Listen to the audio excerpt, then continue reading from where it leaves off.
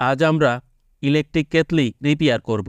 আপনারা সম্পূর্ণ ভিডিও দেখলে নিজে থেকেই এ ধরনের কাজ করতে পারবেন। সমস্যা হলো ইলেকট্রিক কেটলির যে থার্মোস্ট্যাট অন অফ সুইচ রয়েছে ওই সুইচ কাজ করছে না, অটোমেটিকভাবে কেটলি অফ হচ্ছে না। দেখেন এই সুইচটি দেখেন নড়বড়ে হয়ে গেছে, অটোমেটিকভাবে অফ করতে পারছে না। যখন পানি পর্যাপ্ত পরিমাণে গরম হয়ে যাবে অটোমেটিকভাবে এই সুইচ অফ করে দেবে। এবং নিচে যে থার্মোস্ট্যাট দেখছেন আরও কানেক্টর দেখছেন তা পূর্বের কিছু ভিডিওতে পরিবর্তন করা দেখিয়েছি।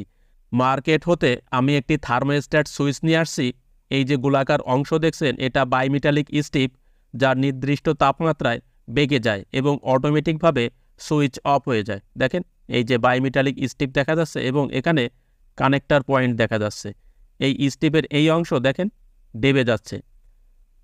একটি নির্দিষ্ট তাপমাত্রায় ওই অংশ যখন ডেবে যায় বা বেঁকে যায় তখন এই সুইচটি অটোমেটিকভাবে অফ হয়ে যায়। দেখেন পরবর্তীতে আবার অন করে দিলেই মূলত কন্ট্যাক্ট পাবে। তো যতক্ষণ গরম থাকবে ততক্ষণ এই বাইমেটালিক স্টিপ বাঁকা থাকবে, এখান থেকে বেঁকে যাবে এবং এই সুইচটি অফ থাকবে। আস্তে আস্তে যখন ঠান্ডা হবে তখন ওই সুইচটি আবার পুনরায় অন করলে অন হবে। তো আমরা এই সুইচটি পরিবর্তন করব। এই সুইচটি আমাদের কাছ থেকে 50 টাকা নিয়েছে, আপনারা ইলেকট্রিক পার্টসের দোকানে পেয়ে যাবেন। তো কিভাবে পরিবর্তন করতে হবে, এই হ্যান্ডেলের এই অংশ আমরা খুলব, তাই স্ক্রু আমরা খুলে নিচ্ছি। দেখেন স্ক্রু খুলে নিয়েছি এবং এই যে ঢাকনা রয়েছে ঢাকনার দুটি লক রয়েছে। ড্রাইভার বা কোনো টেস্টার ব্যবহার করে এই লক দুটি ফাঁকা করে আস্তে আস্তে টান দিলে ঢাকনা খুলে যাবে। এই যে দেখেন আমি খুলে নিচ্ছি এবং এখানে দুটি স্ক্রু রয়েছে হ্যান্ডেলের উপরের অংশে, এই স্ক্রু দুটি আমি খুলছি। এই 3টি স্ক্রু খুললে হ্যান্ডেলের যে উপরের অংশ রয়েছে কাভার তা খুলে যাবে, যার নিচে মূলত এই থার্মোস্ট্যাট সুইচ থাকে। দেখেন আমি খুলে নিয়েছি এবং এই সুইচটি সাবধানে তুলতে হবে যাতে উপরের কভার ভেঙে না যায়। দেখেন আমি কভার তুলে নিয়েছি, এই যে এই কভারটি কাজে লাগবে। এবং যে সুইচটি আমরা পরিবর্তন করব দেখেন সুইচটি বসে গেছে। তো দীর্ঘদিন ব্যবহার করলে ওই বাইমেটালিক স্টিপ এবং এর যে একটা স্প্রিং রয়েছে তা জং চলে আসে, যেহেতু এখানে বাষ্প ঢোকে, পানি যখন গরম হয় তখন এখান থেকে বাষ্প ঢোকে। তো নির্দিষ্ট তাপমাত্রায় যখন আসে তখন বাইমেটালিক স্টিপ বেঁকে যায় এবং সুইচ অটোমেটিকভাবে অফ করে দেয়, ফলে পাওয়ার সাপ্লাই অটোমেটিকভাবে অফ হয়ে যায়। দেখেন আমরা সুইচ খুলে নিয়েছি এবং নতুন যে সুইচ আমরা কিনেছি সেটা খুব ভালোভাবে কাজ করছে। এই যে সুইচের যে ঢাকনা রয়েছে তার কিছু লক রয়েছে, দেখেন আমি দেখানোর চেষ্টা করছি। এই লকগুলি আপনারা সুন্দরভাবে সুইচের উপরের অংশে বসিয়ে দেবেন। এই দেখেন চেপে এখানে বসিয়ে দিলে লক হয়ে যাবে। আমি সুন্দরভাবে বসিয়ে দিচ্ছি। আপনারা এইভাবে বসিয়ে প্রথমে স্ক্রু দিয়ে থার্মোস্ট্যাট সুইচ আটকাতে হবে। আমি চেক করে নিচ্ছি, দেখেন সিরিজ ল্যাম্প জ্বলছে, অর্থাৎ সুইচ ভালো রয়েছে। অফ করে চেক করছি, সিরিজ ল্যাম্প জ্বলছে না। দেখেন এবার জ্বলছে। তো সুইচটি ভালো রয়েছে, যেহেতু আমরা নতুন সুইচ নিয়ে আসছি মার্কেট হতে। এখন আমি ওই যে স্ক্রু খুলেছিলাম ওই স্ক্রু দিয়ে সুইচটি ফিটিং করে দেব। প্রথমে স্ক্রু দিয়ে আমি সুইচটি আটকিয়ে দিচ্ছি। ক্যাবেল কানেক্টর সহ যে ক্যাবেল খুলেছিলাম ওই ক্যাবেল দুটি আমি কন্ট্যাক্ট পয়েন্টের যে পাতি রয়েছে ওই টার্মিনালের সাথে এই যে এখানে সংযুক্ত করে দেব। এ পর্যায়ে আমি উপরের যে কাভার রয়েছে সুইচের তা ওখানে আটকিয়ে দেব। আমি যেভাবে দেখিয়েছিলাম ঠিক সেইভাবে আটকিয়ে দিয়েছি।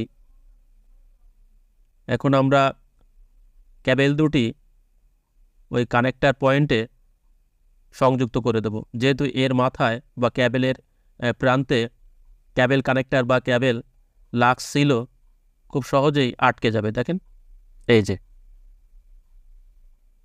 কোনো প্রকার টেপিং বা কোনো প্রকার জয়েন্টের প্রয়োজন নেই। তো ওই যে ছোট একটি অংশ দিচ্ছি ওখান থেকেই মূলত বাষ্প এই সুইচের নিচের অংশে ঢোকে। এখানে দুটি স্ক্রু রয়েছে, স্ক্রু দুটি এইভাবে রেখে টাইট করে দিতে হবে। ক্যাবেল দুটি সুন্দরভাবে ড্রেসিং করে ভিতরে ঢুকিয়ে দিতে হবে যাতে বেঁধে না যায় হ্যান্ডেলের উপরের অংশ বা কাভার। দেখেন আমি যে ক্যাবেল ড্রেসিং করছি তার নাম হিট প্রুফ ক্যাবেল। অতিরিক্ত তাপমাত্রায় এই ক্যাবেল গলে যায় না বা পুড়ে যায় না। এ কারণে রাইস কুকার অথবা ইলেকট্রিক কেটলি বা যেখানে হিট হয়, ওভেন অথবা যে কোনো ধরনের হিটিং এলিমেন্টের কাছে এ ধরনের হিট প্রুফ ক্যাবেল দেওয়া থাকে। আমরা সুন্দরভাবে হ্যান্ডেলের উপরে যে কাভার ছিল তা ফিটিং করছি। দেখেন, দুটি স্ক্রু দিয়ে উপরে আটকিয়ে দিচ্ছি এবং নিচে একটি স্ক্রু রয়েছে। আমরা ঢাকনা খুলে নিয়েছি, ঢাকনার দুটি লক রয়েছে ওই হ্যান্ডেলের সাথে, সুন্দর করে গ্রুপের ভিতরে আমরা আটকিয়ে দেব। দেখেন, এই যে সুইচটি অন অফ হচ্ছে। তো আমরা একবার চেক করব, তার আগে আমরা স্ক্রু ভালোভাবে টাইট করে দেখব। পানি গরম হলে নির্দিষ্ট যে তাপমাত্রায় গরম হয়, ওই তাপমাত্রায় গরম হওয়া মাত্রই সুইচটি অটোমেটিকভাবে অফ হয়ে যাবে এবং কিছুক্ষণ পর যখন ঠান্ডা হবে তখন সুইচটি আবার অন করা যাবে। আমি ঢাকনাটি গ্রুপের সাথে দেখেন আটকিয়ে দিচ্ছি। এই যে এখন আমি চেক করব। দেখেন, অন করছি সুইচ, ইন্ডিকেটর জ্বলছে। তো কিছুক্ষণ অপেক্ষা করার পর আমি দেখব অটোমেটিকভাবে থার্মোস্ট্যাট সুইচ, যেটা আমরা পরিবর্তন করলাম অন অফ সুইচ, সেটা অটো কাট করতে পারে কিনা, অর্থাৎ অটোমেটিকভাবে অফ করতে পারে কিনা। আপনারা খেয়াল করুন, ইন্ডিকেটর বা পাইলট ল্যাম্প এবং এই সুইচটি একই সাথে অফ হয় কিনা। দেখেন, এই যে অফ হয়ে গেছে। খেয়াল করুন, এই যে অফ হয়ে গেছে। এখন যদি আমি অন করি তো অন হবে না, কিছুক্ষণ পরে অন হবে। দেখেন, বাষ্প উঠছে এবং ইন্ডিকেটর অফ হয়ে গেছে, অর্থাৎ অটোমেটিকভাবে কেটলি অফ হয়ে গেছে। ইলেকট্রিক কেটলির থার্মোস্ট্যাট সুইচ বা অন অফ সুইচ আমরা সফলভাবে পরিবর্তন করে দিয়েছি, যা অটোমেটিকভাবে কাজ করছে, অটো কাট করতে পারছে।